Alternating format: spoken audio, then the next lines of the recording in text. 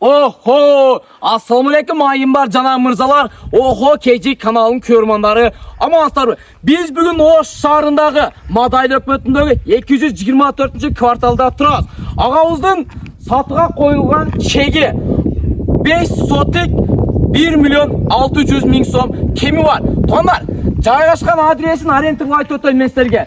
Будалық айылындағы келсеңіздер, мечит менен паптан түп-түз кірсеңдер 300 метр сататыған чекке келесіздер. Қосылтыр айтып өткенде қараңыздар мына тұрғанда 161 маршрутқа да бұл жаққа келеді. Маршрутқа жағынан қызат болбайсыздар.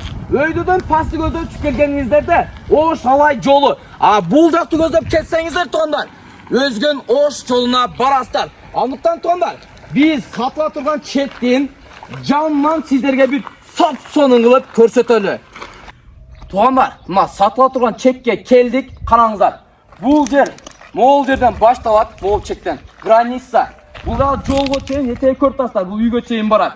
Ең сонын жері бұл жерден келечеги туғандар, қараңыздар, өзіңдер көргендей. Бұл чек шарға қарайды, бұл жерде 4 көче бар. Мұнал жер емнеге бош жатады деп ойлайсыздар.